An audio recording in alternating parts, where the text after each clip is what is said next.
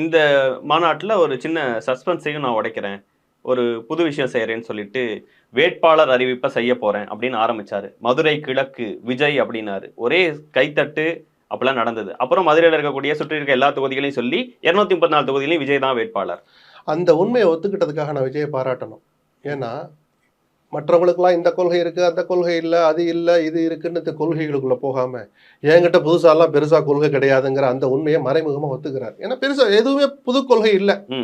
ஏற்கனவே அந்த திராவிட இயக்கங்கள்ல இருந்து சில கொள்கைகள் அல்லது மதவாத அரசியலை எதிர்க்காதவர்கள் எத்தனை பேர் இருக்காங்களோ அவங்களுடைய எல்லாம் எடுத்துக்கிட்டு தான் ஒரு கொள்கைன்னு ஒன்று சொல்லியிருக்கிறாரு. அதை நான் கொச்சைப்படுத்தலை, புதுசா எதுவும் இல்லைன்னு சொல்றேன். ஸோ அதை சொல்லி ஓட்டு கேட்பதற்கு பதிலா என் முகத்துக்காக ஓட்டு போடுங்க. அவருக்கு இருக்கிற ஒரே பலம் அதுதானே, தனிநபர் கட்சி தானே விஜயனுடைய கட்சி.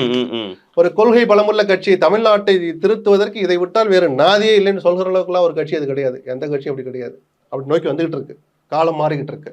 அந்த யதார்த்தத்தை புரிஞ்சுக்கிட்டு நீங்கள் யாரை நிறுத்தினாலும் நீங்க போடுற ஓட்டு விஜய்க்கு தாங்கிற அந்த உண்மையை கொஞ்சம் வெக்கத்தை தள்ளி வச்சுக்கிட்டு மறைமுகமா ஒத்துக்கிட்டு அந்த அப்பீல பண்ணதுனால விஜயனிடம் பாராட்ட நினைக்கிறேன். அது எடுபடுமான்னு கேட்கிறேன். விஜய் தான் அது ஒண்ணுதான் ஆயுதம்.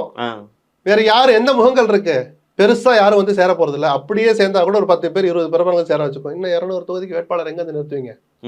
ஒரு கூட்டணி அமைச்சா கூட பிரதான கட்சிகள் கூட்டணியில் இடம்பெற வாய்ப்பு இல்லைன்னு நான் சொல்லிட்டேன். குறைஞ்சபட்சம் 150 இருந்து 175 தொகுதி இவர் தான் நிற்பார். பெரிய ஒரு சின்ன சின்ன கட்சியில வச்சு கூட்டணி சேர்த்தா கூட நான் சொல்றேன்.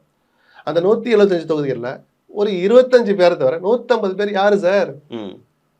இத்தனை ஆண்டுகள் பத்திரிகை துறையில் இருக்கிற அரசியலை கவனிக்கிற உங்களுக்கோ எனக்கோ என்னை விட மூத்தவர்களுக்கோ நம்மை விட மூத்தவர்களுக்கோ தெரியாத முகங்கள் தான் வரப்போகுது. அது ஒரு பலவீனம் தான். தேர்தல் அரசியலில் அது மிகப்பெரிய பலவீனம்.